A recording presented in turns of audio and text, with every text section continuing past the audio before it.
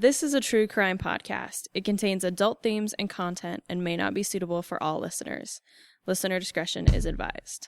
You lost all constitutional rights the moment you walked through that door. When the judge sat down there, I sentenced you to 10 years at the Idaho State Penitentiary. You walked in that door, you was a number. And the inmates understood that. If you're out there and live past the period of being here, just lay down and do it. Those inmates that were here in the institution during an execution, it had an impression on them that maybe was still with them to some extent. Maybe they don't think about it anymore, but it had an impression on them, I'm sure. They wouldn't let me out until I get back that stuff. 7 months later, I give it back to them. That was one of the problems we ran into. Is you had 5 or 6 guys that were sitting in a place smoking and joking and drinking coffee. Pretty quick, they'd hatched a plan in there to get under your skin some way or try to figure a way out. Welcome to the Behind Gray Walls podcast, and happy Halloween, everyone. Happy Halloween! Happy spooky Halloween! Well, it sounds like we have some good ghost stories to be sharing with you today, but before I get started, do you have any Halloween traditions you're doing this year? Ooh, that's a good one. That's a good question. Honestly, usually I just sit at our house and dress up spooky with my wife. We watch a scary-ish movie. She's not a big scary movie fan, so... And then we wait for our maybe 3 trick-or-treaters that come to the door and give them handfuls of candy. Anthony, what's been your favorite costume that has come to your door? That is a great question. I feel like I had a little knight, like this little tiny boy who had, shining armor and this helmet on and a sword. And it was very well done. If it was homemade, it was very impressive. Cute. Yeah. I love to see how, all the little kid costumes, they're so cute. Yeah, me too. What about you, Sky? I mean, honestly, it's just a bunch of graduate students who are in the middle of the semester, so I have a feeling we're going to buy a bunch of Halloween candy and watch something not really scary, because I don't really like scary movies, maybe Hocus Pocus or something. Yeah. But I do miss dressing up. My last costume was my Cher costume, which was her turn back time outfit. Can definitely post it on the Instagram. So I dressed as my favorite Cher turn back time outfit. I sewed it, and actually I didn't sew it because I don't know how to sew. My roommate sewed it, and it was basically just a leotard with just sheer tights. And the day that I wore it, I was going to school in Wyoming, and it was 22 degrees. Oh my gosh. So anyway, I miss dressing up and getting cold, going trick-or-treating. What about you, Sam? I have a lot of Halloween traditions. Halloween's a very important time of year for me, as you might imagine. One of my favorite, most simple traditions is just doing kind of rich caramely apple crisp, and then if I'm feeling ambitious, I'll carve out pumpkin pie pumpkins and cook dinner in them, and they're really good. Yeah, just so listeners know, Sam is not only a fantastic researcher and storyteller, but the baked goods that I've had that he's made are incredible. Awesome cook. Well, I didn't know that, so Sam, next time I'm in town, I expect a baked good. But should we do some spooky stuff? Let's do it. One of the oldest traditions in Idaho is the sharing of ghost stories. This might come as a surprise to you all, but I personally have a really special place in my heart for the ghost stories shared during the days of the Idaho Territory. Idaho, of course, was inhabited by indigenous people for tens of thousands of years, but after the discovery of gold in 1860, a stampede of immigrants came into the area. Idaho separated from Washington and officially became a territory in 1863. 27 years later, in 1890, Idaho officially became the 43rd state in the Union. During those first 27 years, miners, cowboys, and homesteaders gathered together around campfires to share with each other chilling stories of phantoms from the beyond. Some of these stories are pretty laughable by today's standards, but there are a few things to consider. During the days of the Idaho Territory, when the sun set, things became very dark. In an area without electricity, internet, and cell phones, when the sun disappeared, all you had to protect yourself from the shadows was the flickering of a flame. Despite the boom towns, much of the vast Idaho wilderness had small populations. You could not phone for help if you got in trouble. Some people were so spread out their neighbors could not even hear them scream. Back in an era when missing community members might never be found, when the discovery of human remains frequently failed to be identified, or in violent murders often went unsolved. The ghost stories told at night surely held different weight than they do today. I want to invite you to join us for a few terrifying tales. Please, sit down, turn the lights down real low. I'll start a fire, and together we can do as they did in days of old. You can listen to the song of the fiddler's ghost, learn of the frustrating mystery of the headless cowboy, and hear the story of Aaron Morris's revenge. Gaze into the fire's flickering light, breathe in the autumn night air, and together we will step back into the darkest pages of Idaho history to tell stories of the ghosts of the territory. Can you hear that?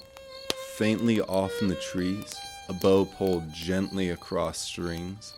Let's start tonight with the haunting song of the fiddler's ghost. Idaho has a long and rich history of incredible musicians, Anthony, of course, being one of them.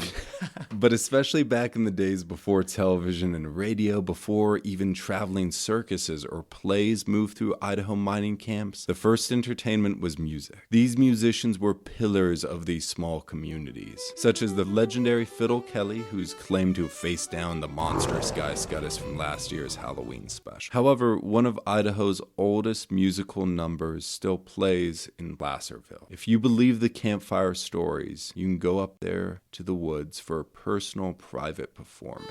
3 dead fiddlers wait there drawing bows across ghostly strings, filling the forest with the songs of the dead. The legend of the 3 fiddlers is one of Idaho's oldest ghost stories. And while it's been told and retold for over 160 years, much of the original story has been lost in its retelling. Behind this ghost story is real history, a shocking murder, and a violent mystery. It all began in the city of Placerville in 1865 when Owen McCollar fell out of a tree. Citizens rushed to the Irish immigrant's side. They tried to provide first aid, but their efforts were too little, too late, and soon Owen died. Perhaps because of this unexpected tragedy, the first reports of another death were assumed to be repeat news about Owen. But that turned out to not be the case at all. A man entering town reported, "There was a pile of dead men lying in a road a short distance off." The community quickly mobilized, and on the roads between Placerville and Centerville, they discovered 3 bodies. Fred Carzoni's body lay face down, shot through the back.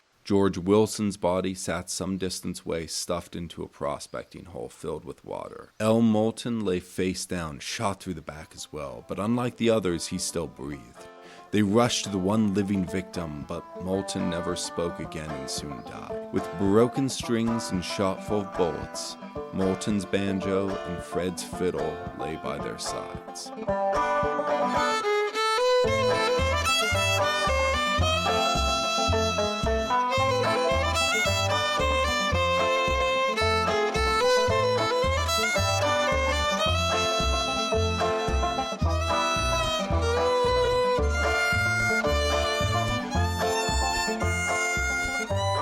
The death of the 3 men outraged the city, and a mob soon formed, eager for someone to blame. Despite a century of legends about the 3 fiddlers, only one of the men killed on June 4th, 1865 played the fiddle. In fact, George Wilson did not play an instrument at all. George Wilson, born in 1832 in Ireland, fought in the California Cavalry before coming to Idaho as a prospector. A proud member of the Oddfellow Society, he lived in the area for less than 4 months before his death. Fred Carzoni immigrated from London. A talented fiddler, he performed in saloons throughout Portland and later Idaho before sending his earnings home to his wife and child in England. L. Moulton, born in New York in 1828, discovered out west he could make more money in a band than in a mine. In more polite terms than used by the newspapers, they described him as performing in minstrel shows and bands of black performers. Moulton may have been black or simply played in all black bands. Moulton, a talented banjo player, described as respected by all, married his wife in the summer of 1864. When authorities informed his wife of her husband's death, she fainted. Despite freighters being nearby at the time of the murders, no one witnessed what occurred. The community assumed that George, who left Placerville that morning, carried with him a sizable amount of gold. The killer, or killers, followed him out of town, robbed and killed him. While attempting to dispose of the body, Moulton and Fred, their instruments in hand, passed by on foot. After they attempted to flee, the killer shot them both in the back multiple times with a rifle. The Placerville population of 2,500 might not have been as large as it had been 2 summers before when it claimed 5,000 citizens, but this boom town still came equipped with 13 saloons, 7 restaurants, 5 butcher shops, 5 blacksmith shops, hotel, druggists, Wells Fargo agents, bakeries, liveries, barns, carpenter, sawmill, and even a dressmaker. 1,200 men began a massive manhunt throughout the woods. Despite no evidence, the town began making arrests. Deputy Sheriff Maloney arrested Charles Kimball, Ned Elwood, and William and placed them under arrest. Recently, the authorities arrested Williams for horse theft. Kimball and Elwood paid his bond. William, who went under the alias Burke in Welsh as well, quickly became quite the topic of gossip. This talk claimed that William robbed the Scott River stagecoach in California, later escaping from the California Penitentiary, hiding out in an even less tame area of the West, the New Territory of Idaho. After Elwood and Kimball were overheard having a suspicious conversation, all 3 of them were immediately arrested. But this case, with no solid evidence, began to break down in court. A vigilante committee of 25 men formed, and threats of a lynching began to circulate. The Idaho World reported, quote, "The evidence against the prisoners we understand was entirely circumstantial, but the feelings against them was intense and dangerous." Judge McBride endured massive criticism when he released the men on light bail during the beginning of July. But by then, the vigilantes' tempers began to cool, and no one attempted to kill the suspected men. The men were eventually acquitted. The bloodiest chapter in Placerville came to a close with no conclusion. No one has ever been convicted of murders. According to local lore, the 3 murdered men, miner George Wilson, fiddle player Fred Carzoni, and banjo player El Moulton, were all buried in a mass grave, along with Owen McCollar, who died from the fall. The spot, said to be their final resting place, now grows 4 massive trees. Strangely enough, the trees form a perfect square, one for each of the victims of that fateful day. On clear, quiet nights, they say, if you listen very carefully, you can still hear them play.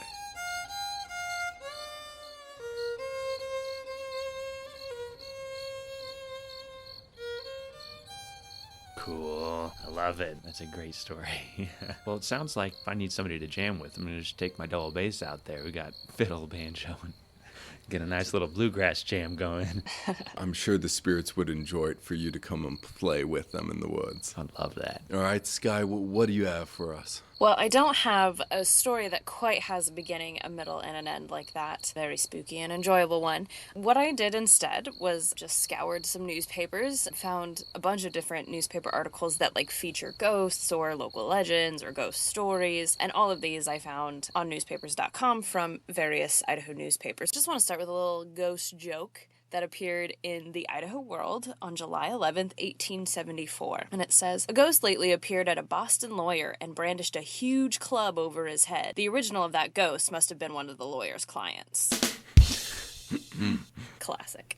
Nice. Now, there is a real ghost story I managed to find in the newspapers. It's from Centerville, which is in Boise County, and in the heart of the mining country, which is right where we were with Sam's story, and I think we'll be there after this one as well. This is from the Idaho Semi-Weekly World, published on January 7th, 1876, and then they followed it up a few months later. This is a letter from Centerville that the Idaho Semi-Weekly World received, and it says, "To the editor of the World, if a ghost story will interest you or your readers, I have one of a very thrilling character to relate. The one who saw it was Mr. Jesse Duvalt, and the scene of the meeting was a lonely spot on the road between this place and Pioneer, near where the road crosses Wilson's Ditch. The goblin-damned appearance in form and features of Mr. John Lee, who, it will be remembered, went down on the ill-fated steamer Pacific. Mr. Duvalt states that the ghost came up to him in the road and caught his horse by the rein of the bridle. The horse became frightened and reared and plunged fearfully, but finally quieted down and stood trembling in the grasp of the spectre. Mr. D then addressed his ghost ship, thinking he knew who it was. He said, 'Is that you, Lee?' To which the ghost answered, 'This is my ghost.'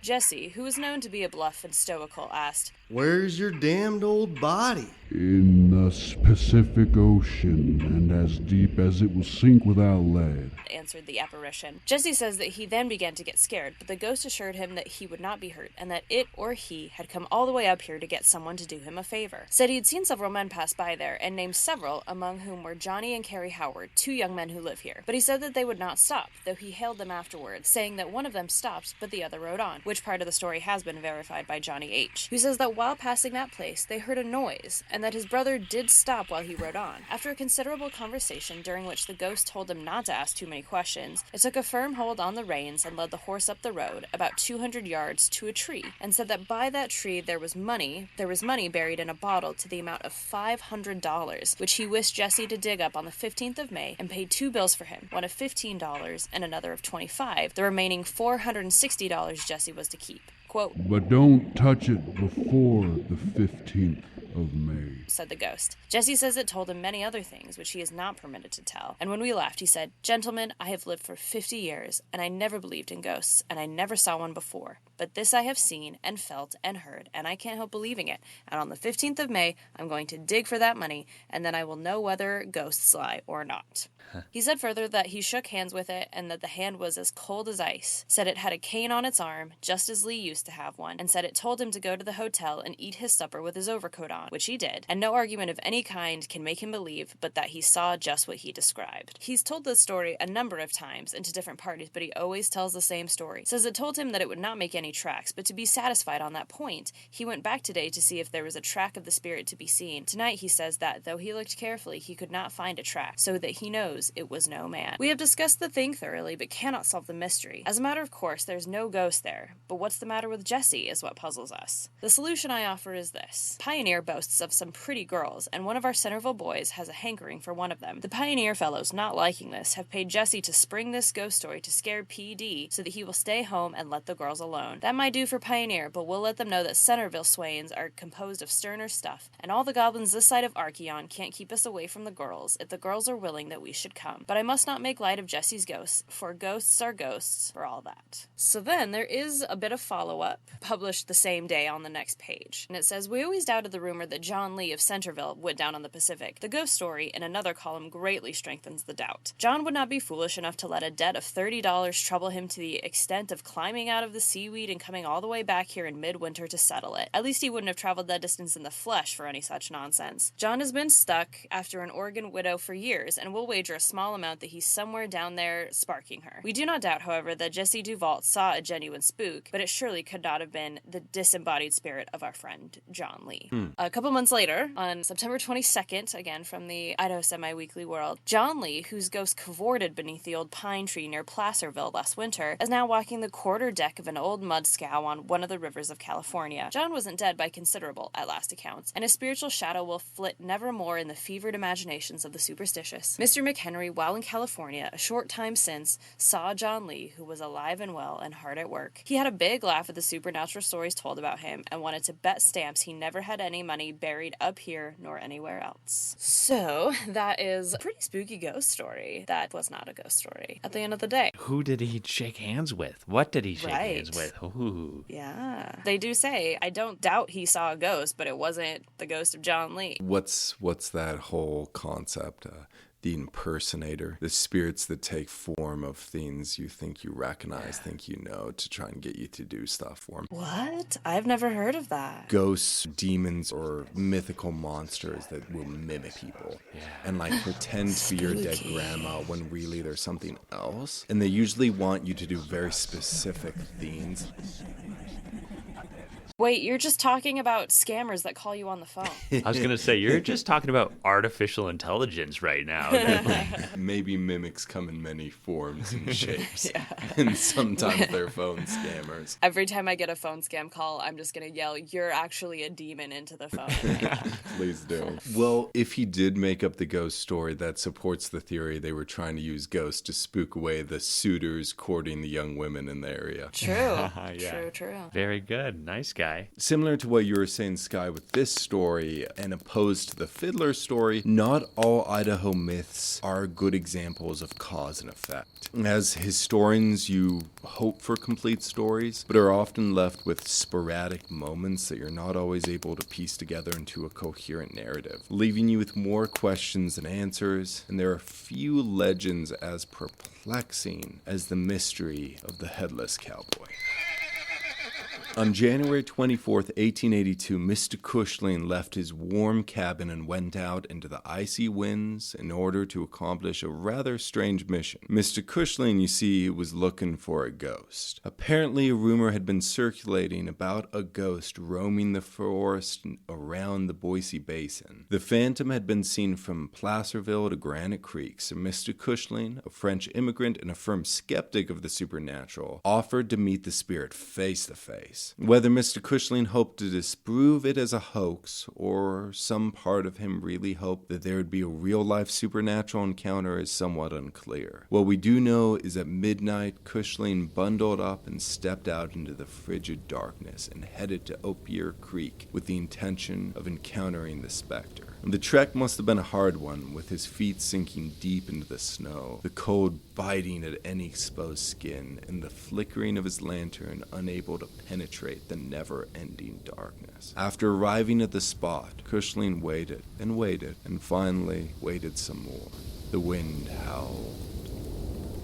The next day, he stumbled back to his cabin. The Idaho Semi-Weekly described his state as, quote, disappointed, disgusted, and nearly frozen to death. The ghost had never come. It seems as though the rumors of the phantom in the woods were nothing more than rumors. The snow began to thaw, and those living in the area began to enjoy the longer days. By March, some miners might have been able to get back to work, including Dud Snow over at Grimes Creek. Grimes Creek rests about 15 miles south of where Cushling went looking for the ghost, and about 12 miles north of Idaho City. So still in the same general area of these other stories we've been talking about. Grimes Creek is now a peaceful spot, the burbling water pleasantly making its way through the tall Idaho pines. But 160 years ago, it used to be a bustling mining camp full of activity. In fact, Grimes Creek holds a special place in Idaho history. George Grime and Moses Splon discovered gold there on August 2nd, 1862. This event helped kickstart the Idaho Gold Rush, an era that Grimes did not live to see. A few days after the discovery, the pair were attacked. During the gun battle that ensued, Grimes became fatally wounded. Splon dug a shallow grave where he buried Grimes and blamed the local Native Americans for the attack. Since the land they were mining on rightfully belonged to the Shoshone-Bannock people, it's possible the attack was in fact retaliation for trespassing, but many of the facts remain unclear. The town of Centerville appeared at Grimes Creek overnight. By September of 1863, this camp boasted over 3,000 people, along with a hotel, general stores, houses, more than its fair share of saloons. In the following year, it even established a post office. With the completion of the Union Pacific Railroad, many Chinese immigrants joined the community and became involved in the mining efforts. Soon, mills were constructed and the area bustled with activity. But by the winter of '82, things had changed. The gold ran out. Miners packed up, houses were left abandoned, the once thriving community of thousands dwindled to 217 by 1880. Like many boom-to-bust towns, overnight it had practically become a ghost town. But that did not mean it was void of all life. Sure, most buildings now were empty. Some of the saloons sat silent, and dugout cabins began to cave in as nature reclaimed the area. But some miners still worked claims, hoping to find the precious minerals left behind. A Chinese camp still kept up active work on abandoned claims, and 4 miles south, so did Dud Snow. Dud Snow, a mine boss, gained attention from the local community for his team's construction of several deep mine shafts, some of which went to the depth of 50 feet. His team dug, extracted, and smelted the ore, finding $15 worth of gold per ton, a little less than $500 in modern currency. Obviously not a huge payoff for the amount of work, but the work brought in more consistent profits than a solo prospector could accomplish. So each day, Dud Snow worked in the mine and slept in his cabin, watching as the nearby Centerville became less and less populated, and the forest surrounding it got more more and more quiet. I have to wonder if it made him sad to walk through the empty ruins of the city each day, counting how many businesses closed the night before. Or perhaps he enjoyed the peace. Besides, he could always go to Idaho City if he needed supplies. But it turns out Dud Snow was less alone than he thought.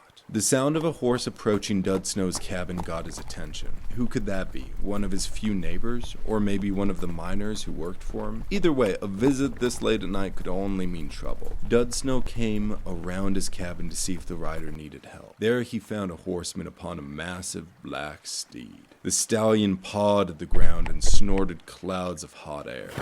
The cowboy atop the horse had no head. At least not on top of his shoulders. Instead, the gory mass hung below his neck. Quote, "It was in the form of a man. The head was cut off, all but a small piece of skin of the neck which it hung. It asked him for some blue mass, and when it found he had none, the head turned to a ball of fire, and the apparition sank out of sight near an old stump." Dud Snow, startled but unhurt, surely slept that night with the door of his cabin locked and his gun close at hand. He quickly reported the encounter to the Idaho Semi-Weekly World and announced plans to put a mine shaft where he had seen the phantom. Unlike the fiddler's ghost, this report did not follow any murder that the town knew of. In fact, at first glance, it seemed as if Dud Snow invented the story to advertise his new mine to potential investors and or workers. But the legend does not end there. On October 3rd, an early snowstorm blew into Grimes Creek. A miner referred to by the white community as China Louie found himself caught in the storm. Many in Idaho City described Louie as a good person and as very intelligent. Louie, afraid he might freeze to death before he could make it to the Chinese encampment, stopped at Dud Snow's cabin. After knocking at the door, he told Dud he was lost, hungry, and tired. Dud got out a club and attacked Louie, chasing him out of the cabin and telling him to get out. Like many in the area, Dud had deep racial prejudice. Louie ventured back into the howling wind and piercing snow. Later that night, screams echoed through the woods at Grimes Creek.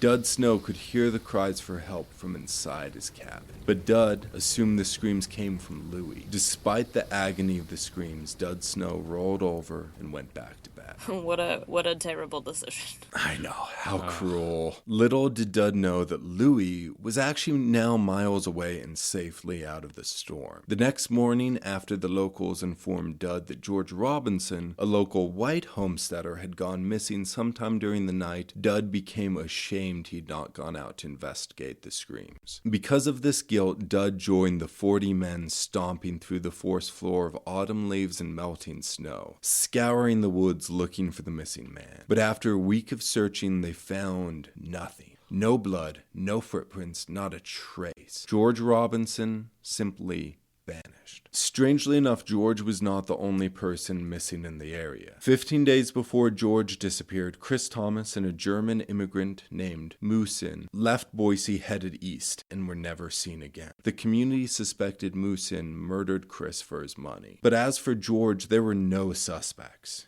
George simply left to go hunting and never returned. On the 16th of October, the search party around Grimes Creek finally found something. 4 miles south of Dud Snow's cabin, they found a human skull, a few bones, along with 2 opium boxes, $2.50 worth of silver, and goggles. However, the remains were clearly too old to have belonged to the huntsman. The search party, unable to identify the body, took the skull back to town and left the rest of the bones behind. The following month, on December 13th, 2 individuals referred to by the papers as simply immigrants found an awful discovery. In one of the crumbling cabins on the outskirts of Grimes Creek, they found human remains. Underneath the floorboards of an abandoned shack contained 2 human heads and 1 amputated arm. Mostly bone, but one skull still displayed enough flesh to still have a long ponytail attached to it. Sheriff Dryden McClintock got a group of men together to go investigate. Sheriff Dryden holds a special spot in the prison's history as the sheriff who oversaw the transfer of the prisoners prisoners in the Idaho City Territorial Jailhouse to the Idaho Territorial Penitentiary here in Boise when it first opened in 1872. The sheriff and his men arrived at the spot and met with the workers who reported the crime. Together they tried to discuss the discovery, but the language barrier immediately caused problems, and a frustrated Judge Hart suggested the men made up the claim and they should head back without even checking the cabin. Sheriff Dryden shot down the suggestion immediately, saying, quote, "We've come 10 miles, and I don't propose to return until I see those bones." The men entered the cabin. The door creaked open. Inside the dark hovel, a floor of rotting boards awaited them. A hole showed where the men had made their macabre find, but the remains were now gone. They searched the entire premise and found nothing. The workers were flustered and confused. The severed heads had been right there. But the absence of the human remains only left two possibilities. Either the two immigrants were lying, or someone snuck into the cabin and removed the evidence before the authorities arrived. Dud Snow continued to mine in the region for years. Louis eventually moved to Haley to raise hogs and likely worked in Montana for some time as an interpreter for other Chinese immigrants. Sheriff Dryden had a long and successful law enforcement career, but he never found the two human heads. The community members were never able to identify the human skull discovered at Grimes Creek. They never discovered what happened to George Robinson, Chris Thomas, or Moosine. By 1960, Centerville officially became abandoned. Today, no structures of the original city have survived. Dud Snow never claimed to have had a second encounter with the Headless Cowboy, but he also never went back on the original story. The legend of this phantom feels half-baked at best. I apologize for the frustrating lack of answers this story provides. The similarities between the different circumstances makes one wonder if something bigger was going on, but in the end, historical research often leads to more questions than answers. As for Grimes Creek, rumors of ghosts lasted longer than the population did. Most likely just rumors. But between the missing homesteaders, the discovery of decapitated heads, and the sighting of ghosts, one is left to wonder what really happened at Grimes Creek. That was just Idaho Sleepy Hollow. Yeah. Those things all probably have nothing to do with each other, but it's weird, right? Yeah. It's weird. That is a weird one. And it's half-baked. It's like not quite a ghost story. I was tempted not to share it because it's so informed, because it is real. These are reports coming into the area, whether they're true or not. This is all coming from historical records. Yeah. The skull that still had enough flesh that the ponytail was on the end of it, like that detail right there was enough for me. It's weird because it's two heads and one arm. Yeah. And then they were just gone. Ooh, spooky. What happened there? Yeah. Personally, what scares me more than a ghost is the idea that someone snuck back in and stole the remains. Ooh, creepy. Whether it's ghosts or a killer, or even just the people disappearing with no trace, all of it, it's just kind of unnerving. Yeah. Yeah, like the idea of like serial killer out in the mining towns, like, ooh, freaky. Right. Just wandering the forest, that actually is a horrifying thought. Yeah. I am taking us to an area that I've spent a lot of time in, both physically and mentally. In my dissertation, we are heading over to Wood River Valley, Haley and Sun Valley. This is from the Wood River Times, September 21st, 1882. It's just titled A Ghost Story. During the recent snowstorm, two prospectors crossed the rugged mountain peaks from the east fork of Salmon River to the north fork of Wood River. Were looking for a sheltered spot to camp when they noticed an opening in a cliff nearby, and with the intention of camping under the projecting ledge of rock, they went up to it. On arriving at the entrance, they were startled at beholding a great chamber in the solid rock, about 40 feet wide, and without any visible end. After supper, they secured pitch pine torches and entered the cavern, which, in the bright light, was a grand sight. The walls were studded with quartz crystals which glistened like diamonds, and the roof, which ascended from the mouth to a dome shape, was 30 feet high, and of similar formation to the sides.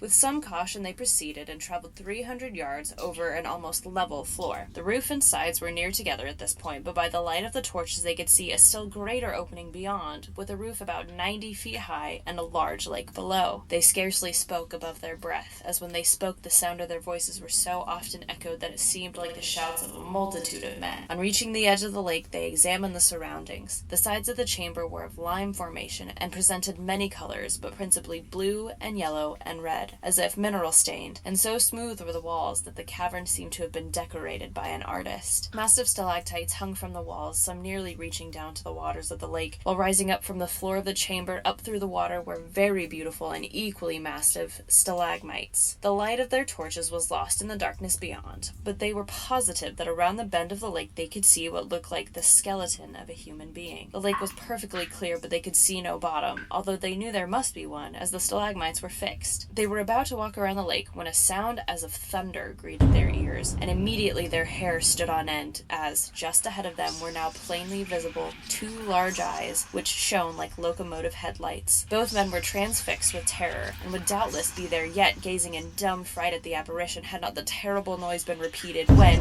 with one impulse, both men ran for outdoors so fast that they lost their hats. On reaching the mouth of the cavern, they lost no time in moving their camp 2 miles further. Although they have seen nothing more of the apparition, they are not over their fright yet, as the least noise startles them. The prospectors on Boulder Creek are talking of getting up a party to thoroughly explore the cave when the Times will be invited to send a reporter along. Creepy. Spooky. That's a good one. I love caves. Me too. But they give you the creeps, right? Totally. There's always that feeling of like, am I going to turn the corner and find out I'm not alone right now? And that slide, shimmy, pull myself through this little ravine and find a party of people or something. That is always a scary thing. And then it's almost scarier to realize that you're the only person so deep into the earth. The idea that something can see me, but I can't see it. Oh, that's the worst. And imagine at this time you've got a torch. Yeah. And if that goes out, good luck getting out of this cave. So this one is from November 25th, 1884. This is actually a Thanksgiving-themed spooky. Oh, I love this. So this one is titled Last Night's Ghost. At about 9 o'clock last evening, it was reported on Main Street that a ghost had been seen on Bullion Street. A number of persons thereupon started out in search of the ghost, but failed to find any traces of it. This morning, the facts leaked out. Mr. Snifkin started out about 8 o'clock to buy Thanksgiving turkey, which he did. As he reached the alley between Main Street and First Avenue on Bullion, he was suddenly confronted by a tall white ghost that caused his hair to stand on end. He dropped his turkey and fled, yelling for help as he ran, while the apparition picked up the turkey and disappeared in the direction of Brother Clay's office, exclaiming, "By Jove, I'm in luck. I didn't know how to get a Thanksgiving dinner till we see that idiot come in. I don't get my sheech washed very often, but I'll do it every day if I can make a turkey by doing so." Duped. Amazing. I don't know if it's true, because surely anyone that's a person in a sheet. I don't know. If you walked around a corner and someone caught you off guard at night. Yeah, that's you true. might drop your turkey. That's fair enough. That's fun, though. I like that. That one's cute, Sky. In 1905, the Idaho Statesman ran a scary ghost story contest. They ran it on March 19th, 1905. The Statesman was giving away $5 for the best story. That's big money. That's cool. Yeah. It's big money. In 1913, $5 was equal to about $156 today. So in 1905, it's probably between like $150, $175. Imagine if you're, a minor, a housewife, a kid, like $5 that's a solid win. Yeah. The 13 best stories were published a week later after the call for stories, March 26, 1905. I'm only going to read 3 of them, but the rest of them are very fun. So please, if you are so inclined and you have the ability to get access to newspapers, March 26, 1905 of the Idaho Daily Statesman. The Ghost Story Contest aroused the liveliest interest among the readers of the Statesman. A number entered the contest, and several of the stories submitted to the judges were so meritorious, the closest analysis was necessary in order to select the winner. The prize was awarded to Ida R. McSparren of Star. The judges took into consideration every feature of composition, style, and originality. A grammatical slip in an excellent story and faulty construction of a minor character in what was otherwise regarded as the most clever narrative of all were some of the deciding factors as between those contributions and the prize winner. Several stories were disqualified because they exceeded the 300-word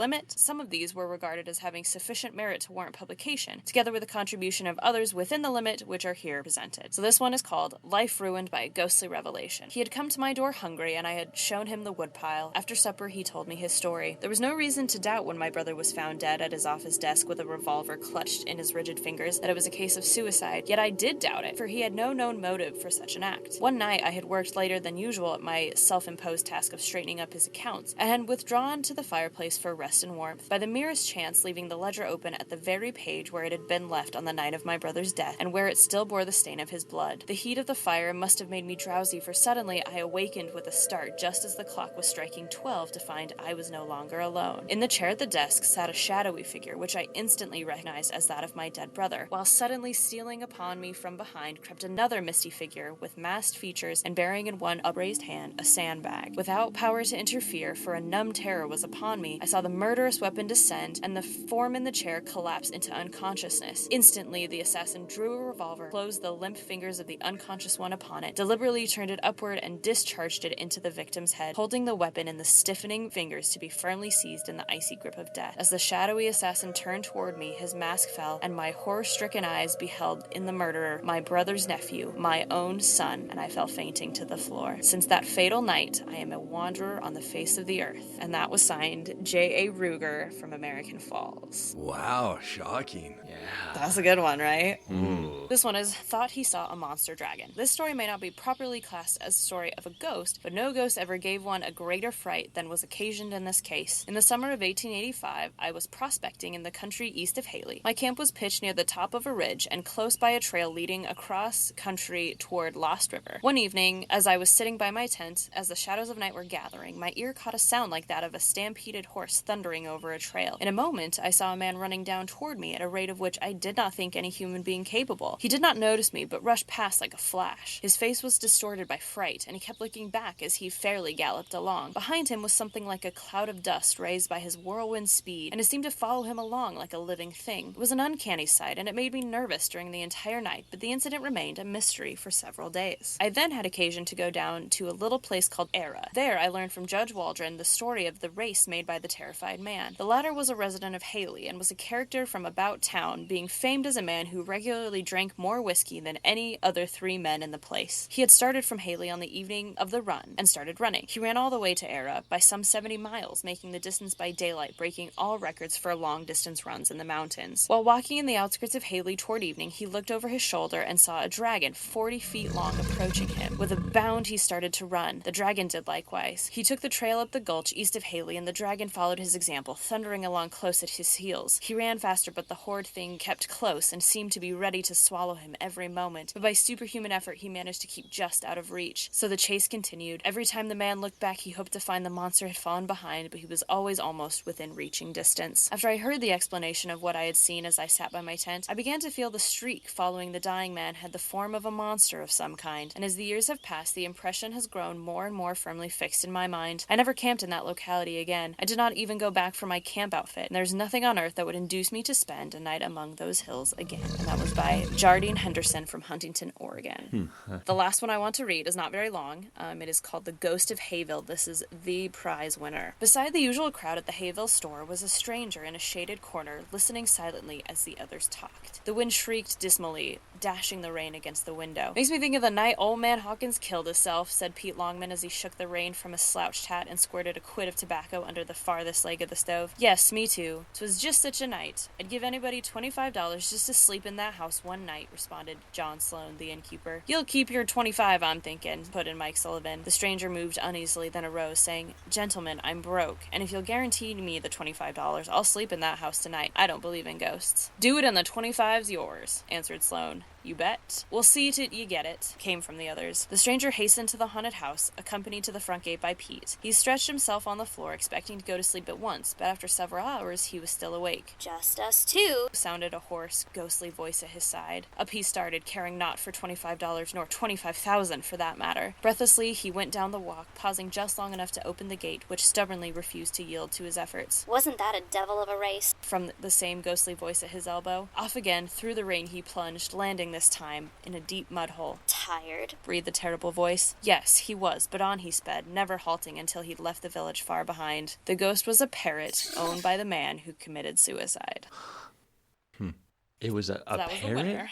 A parrot, yeah, like a bird. That's fun.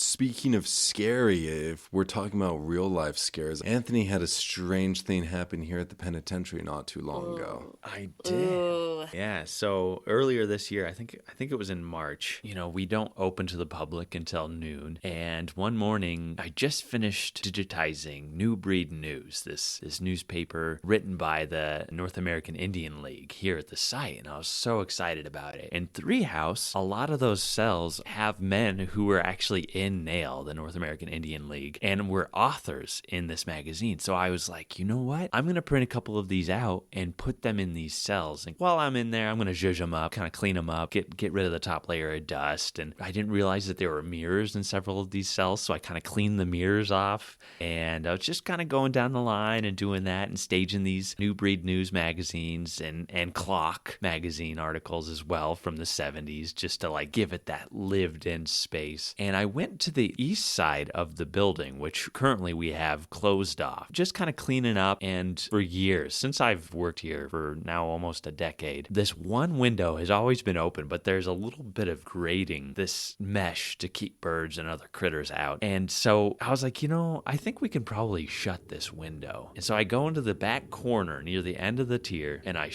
just slowly kind of shimmy this window down and close it. And right after I do that, right behind my head, I hear, "What are you doing?" No. Dead serious. My hair stood up. I turned, of course, and I'm alone in the building. And I'm looking around. I ran outside. I looked around to see if somebody like darted out, because I was like, it sounded like Sam if you were putting on a voice or something. Mm-hmm.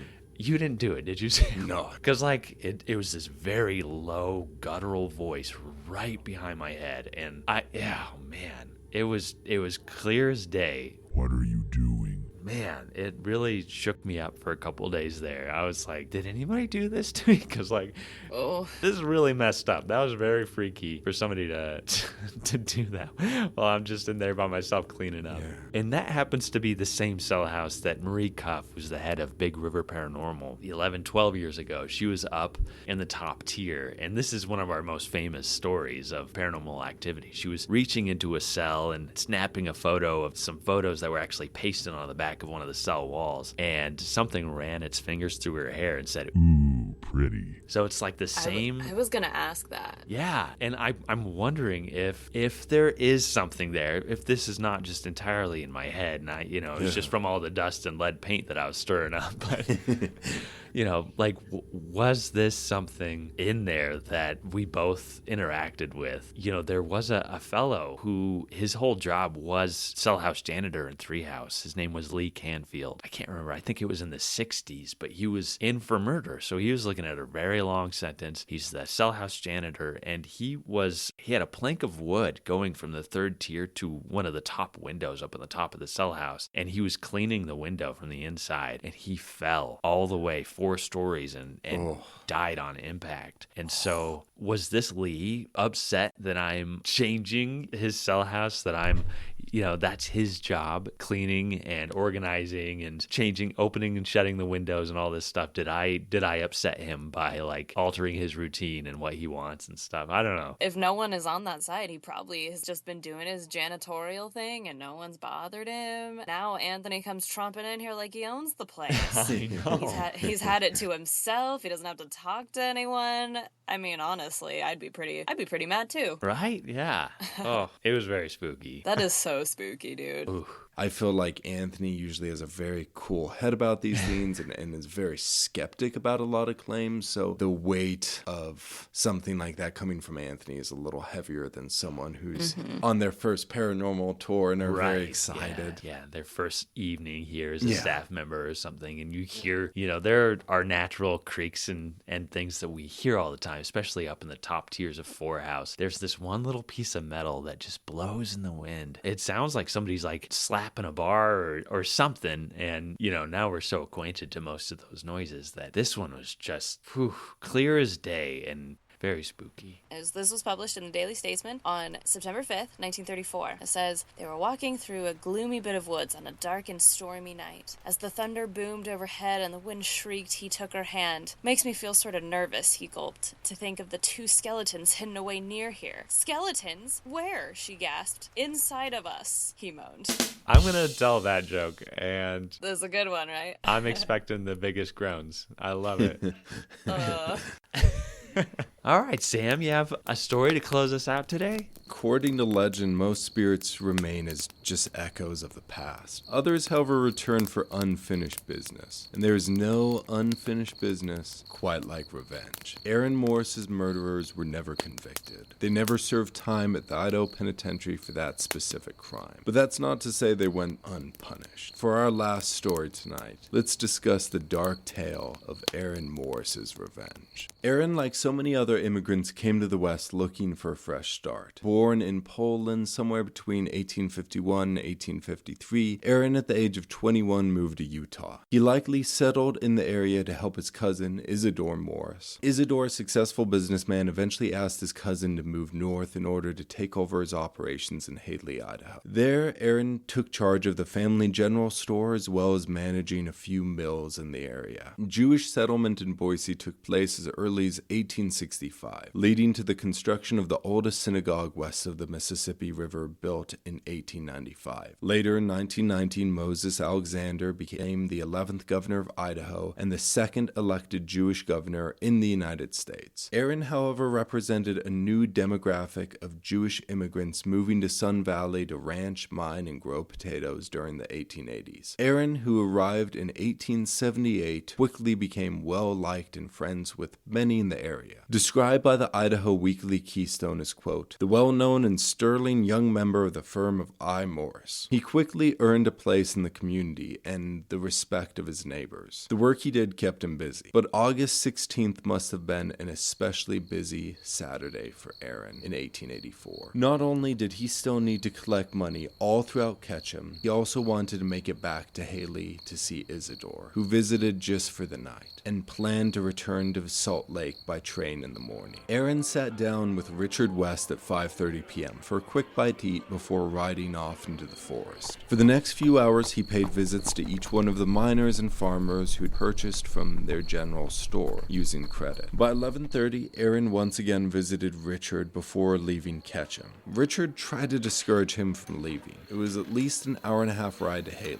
Besides, it was late, dark, and Aaron carried no pistol. But he would not hear it. He needed to visit with his cousin before he left town. Aaron paid the man for dinner. They shook hands, and Aaron stepped out into the night. At 11:45, stable boy William Scott helped Aaron saddle his horse. While Aaron put on his overalls and gloves, a man hovered near the barn. But William did not pay much attention to the stranger. So much so that later he could not recall any details of the man. William defended himself by saying, "It was a very dark night." By the time Aaron rode off, the stranger disappeared back into the shadows, and William did not think twice about it. The summer night was dark and cool. Aaron rode his horse through the shadowy woods. Eventually, he made it to the old country bridge above Trail Creek. Perhaps he whistled to pass the time.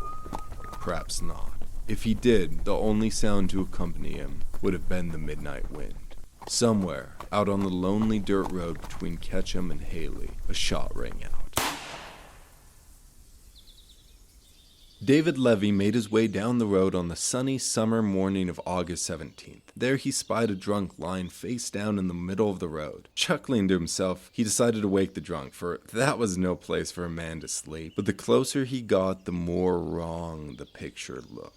In court, he testified that, quote, I thought it was a dummy. The face I had looked disfigured. I kept close to the fence, and as I came nearer the body, noticed it was wet about his head, and on getting closer, saw it was blood. After I saw it was blood, noticed his face was bloated, and that he was dead. David ran to get help, and after enlisting some homesteaders who lived close by, they began to investigate the body. David explained, quote, We went to the body and examined it. One of the men said the dead man man had been shot through the mouth. I noticed a hole in the left side of his head and brain oozing out. Picked up the hat lying near and showed a hole through the hat, remarking the ball went through there. I was told to lay the hat down and not touch anything till the jury came. But by then, the stomping feet of the curious and well-intentioned witnesses contaminated the crime scene. The body, difficult to recognize due to the damage around the face, they soon identified as Aaron Morris. Marshal Joseph Pinkham arrived first, along with 4 other men. Soon Sheriff Fury and 3 deputies also arrived at the scene to help. Joseph Pinkham, a tough lawman, holds quite the legacy here in Idaho. After fighting for years in the Idaho Indigenous Wars, President Grant appointed him to become the United States Marshal to oversee the entire Idaho Territory. While serving in this position, he also acted as the warden for the Idaho Territorial Penitentiary, overseeing the transfer from Idaho City to Boise. You can hear all about Marshal Pinkham from Anthony and Sky in Season 7 of the podcast. Sheriff Fury, you might remember from just the other week, as we rode with him to the gunfight at Grave Creek in that week's Stool Pigeon Saturday. After examining the crime scene, there were a few themes the 2 groups of lawmen agreed on right off the bat. Aaron Morris must have been killed just after midnight. They discovered the body 1 mile past the junction leading to Ketchum, near the oat fields of Holman's Ranch. Aaron's assassin shot him through the face. Due to the blood on the horse and saddle, which ranchers discovered at Elkhorn Lane, Aaron must have ridden the stallion for a short distance before sliding off the saddle. But after that, the 9 men began to disagree about the facts. Officer Joe Montgomery and Ben James believed the entrance wound through the face proved that a horseman fired the fatal shot. Sheriff Fury, on the other hand, believed the bolt's trajectory went up, through the mouth and out of the skull, indicating that the perpetrator who fired the bolt must have been on foot. Pinkham supported the sheriff's conclusion. From there, Officer Montgomery and James followed fresh horse tracks away from the scene of the crime to Haley. They were distinct tracks since the horse rode that night only wore 3 horseshoes. The sheriff and Pinkham, on the other hand, followed 2 pairs of footprints away from the crime scene. The trail led them through an oat field, a stream, then eventually all the way back to Ketchum. After the completion of the coroner's investigation, Isidore collected his kin's body and took him back to Salt Lake to be buried in the Jewish section of the cemetery. A massive group of friends, family, and community members attended the funeral. Outraged over the crime, locals quickly raised a large bounty to catch his slayer.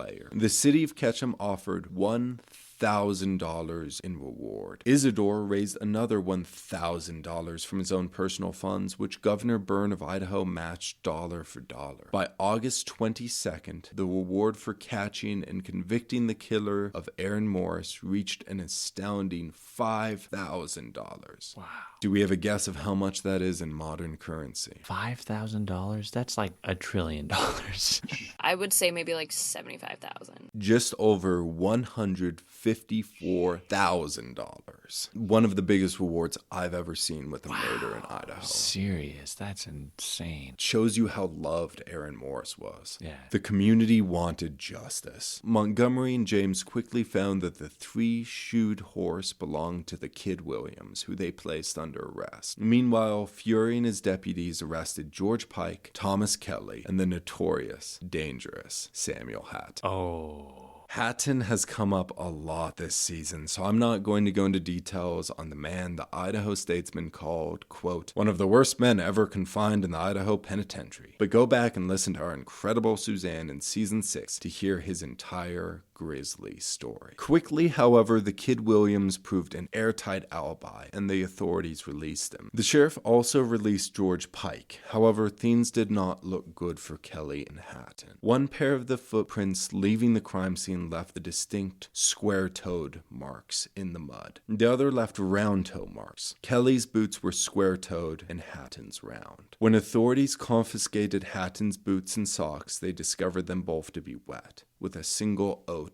under its sole. Kelly's boots, considerably more dry, were stained with a faint splattering of blood. Considerably more incriminating was the boot's size, make, and even the position and number of nails were an exact match to the footprints found in the mud. This fact Sheriff Fury discovered and Pinkham confirmed. However, neither one made casts of the prints, something that clearly hurt them during the trial. Neither Kelly or Hatton could provide any alibi. Both men were seen at their regular haunts just before midnight. Both men disappeared for a few hours. Then they were seen returning home to the cabin they rented at 2 a.m. They could give no explanation of where they'd been for those missing hours. In court, Kelly, already nervous and visibly shaken, began to cry and claimed he had no money for an attorney. On the other hand, Samuel Hatton, with his normal, confident swagger, chose to represent himself. The witnesses Hatton called to the stand, however, did not seem to work in his favor. The bartender Tom Dick Harry admitted the men did attend a saloon, but not until after 1 a.m. Apparently, Hatton attempted to have some working girls vouch for his whereabouts, but their contradicting testimonies once again failed to prove the men's whereabouts. However, the boot evidence began to fail in court. With no casts and with the officers who retrieved the boots covered in oats themselves, the single oat in Hatton's boot could not provide conclusively that he'd been in the field, nor could the blood on Kelly's shoes. Neither man's gun fit the bullet used to kill Aaron. One of the mysteries of Aaron's death was the motivation behind it. At first glance, the obvious conclusion was robbery. Aaron Morris was missing a few papers, a few dollars in silver, but his body still had $900 worth of cash, gold,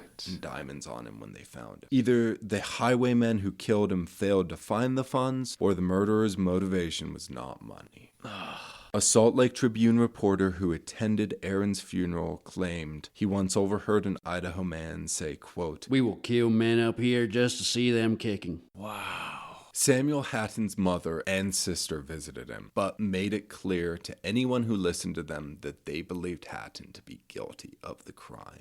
On December 16th, 1884, to the shock and outrage of the community, the charges were dismissed. Then Thomas Kelly and Samuel Hatton were both released from jail. Meanwhile, Aaron's family still grieved. Earlier that year, Isidore published a card thanking everyone who stood by the family during their turmoil. In the newspaper, Isidore stated, "All that human kindness could do to assist us in bearing the heavy burden of this great grief has been done, and we will gratefully ever remember these efforts of loving sympathy." Days turned to weeks, and months turned to years, and the citizens of Alturas County tried to move on. But as strange occurrences began to happen on the country road at midnight, townsfolk began to whisper. Animals refused to cross the road near Holman's ranch. Strange sounds were heard at night, and shadowy wraiths were seen riding in the trees. The community began to avoid the dark stretch of road during the witching hour. Instead, they locked their doors and built up their fires bright and warm. On November 30th, 1887, after an especially long day of work, Lung Choi, Charlie Bow, and another miner found themselves in the woods past sundown. The men began to ride back through the woods. The full moon provided some light, but not enough to keep the shadows from dancing between the trees. As the wagon drew up to the oat field, now buried under snow, the horse saw something. It kicked back in a desperate panic and flipped the wagon. The men screamed and were thrown into the air. Charlie Bow and the other miner tried to calm the animal, but when they went to Lung Choi, they discovered he was dead. But just like the rest of Ketchum, these heartbroken men knew exactly who to blame for their friend's death. Aaron Morris. The Caldwell Times published, quote, "The ghost of the murdered man still roams in the vicinity and is constantly on watch to revenge his untimely taken off, and will remain there until the murderers are captured and punished." Those who believed that Aaron's ghost still remained in the woods also believed he was not a harmless haunt.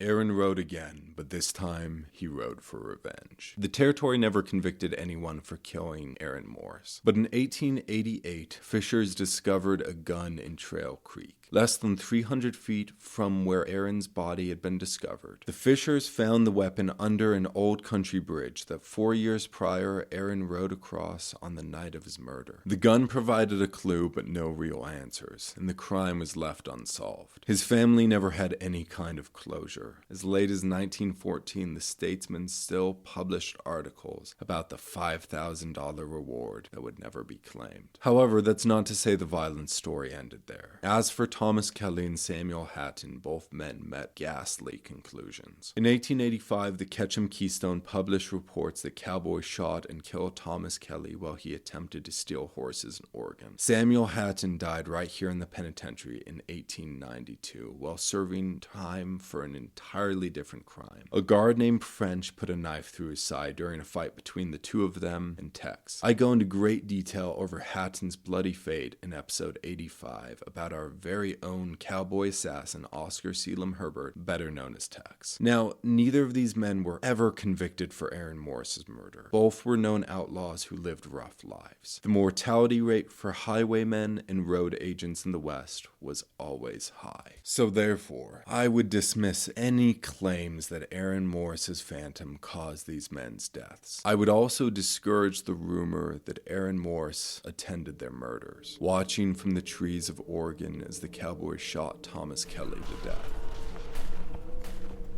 Or that Aaron stood outside the 1890 cell house on his horse on the cold morning of December 16th and watched Samuel Hatton die 8 years to the day that the charges were dropped against him. Because all of that is just hearsay. Campfire stories we tell each other on dark nights, to try and scare each other and to make sense and patterns of such awful violence.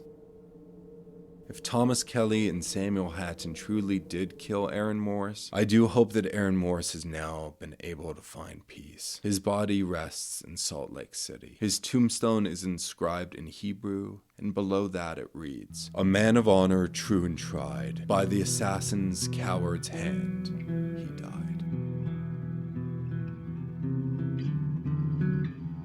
That's a great story, Sam. I love how connected it is. Oh, wow. It's heartbreaking. Yeah, it is. It's so heartbreaking, and forgive me, but all of these years of anthropology, it's hard not to think of why we tell ghost stories. Ghost stories are a form of ancestor reverence. It's a way of remembering, and I think a lot of times it's a way to help us make sense of tragedy and things that don't feel right and don't feel fair. It breaks my heart to think about Aaron Morris's family and everything they lost on that night in 1884. Wow. Well, I mean, highlighting the story now, I wonder if maybe somebody out there knows something.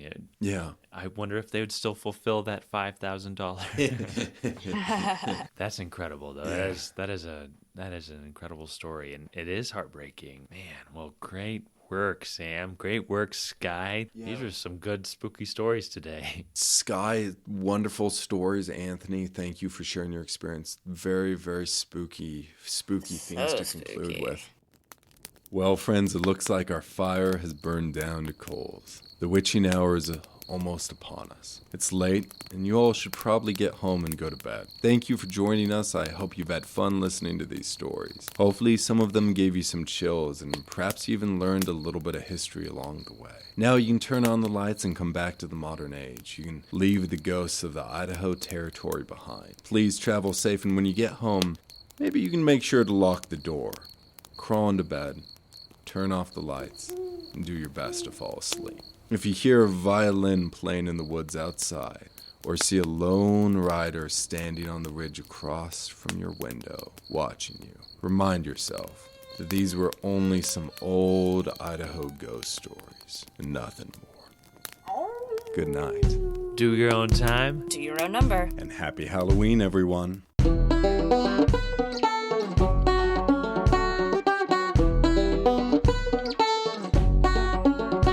Special thanks to Charlie Burry on the fiddle and our very own Anthony Perry on the banjo. And a big thank you to voice actors Rob Goodwin, Brian Zimmerman, Draven Brown, Peter Fidel, Jack Horcade, Logan Adams. If you enjoyed Behind Gray Walls, please rate, review, and subscribe so others can find our podcast.